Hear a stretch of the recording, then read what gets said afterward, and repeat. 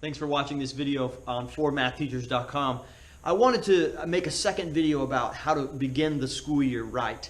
So if you haven't watched our first day of school video, watch that first. I'll put it in the show notes below. I also want to encourage you now to watch this video. This is a second video about not just how to start harder and to be strict in a way that's loving, of course, but beyond that, how do you actually go about day one? And my brief advice is this. First off, go through the procedures, demonstrate to your students what is right and acceptable in the classroom. And the way you do that is you use some kind of PowerPoint or a video presentation. I use both. When students come in, they immediately have a little sign on the TV that says, find your seat. I have a seating chart plastered on both whiteboards in my room. They can look at either one of those whiteboards. It has seating chart written right above it so that they know they find their seat. As soon as that bell rings, I start a video. Lights go off, I start a video. And the video is very Star Wars-y-esque, very silly. I'll post a link to that video. I actually have it on YouTube. I'll post it in the show notes below.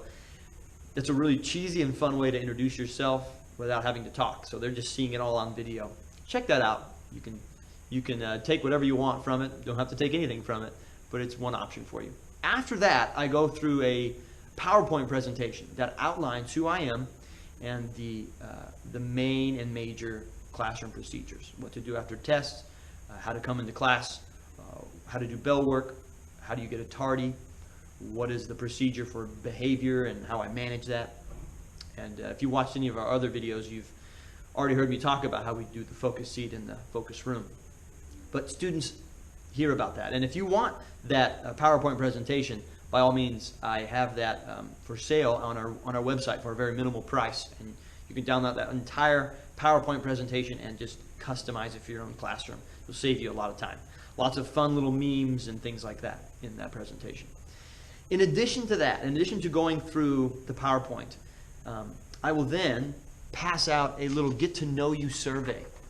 And this little get-to-know-you survey is also on our website, and we'd be happy to share that with you for a very minimal price. And there's just a series of 8 questions.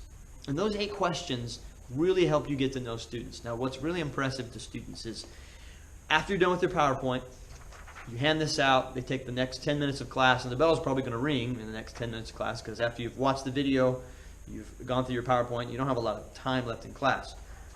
Have them fill out as much of this as possible.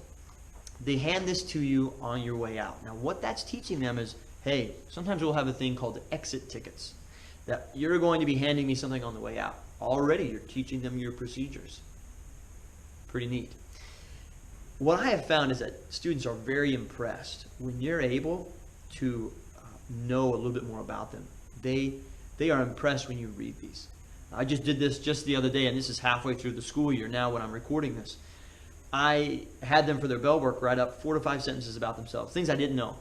And then the next day I had read through them all. It was amazing how quickly I could recall so many of the students' stuff. One student had lost a sibling. Another student was telling me about his relationships.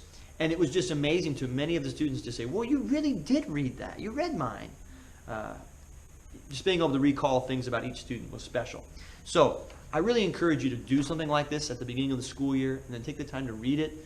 Once kids realize that you really do care about them, you're reading this, you're able to kind of interact with them on another level now because you know a little bit more about them. It's huge. So, in summary, 2 things. Do a survey. And also, make sure that you do some kind of presentation that allows the students to know your classroom procedures and who you are as an individual.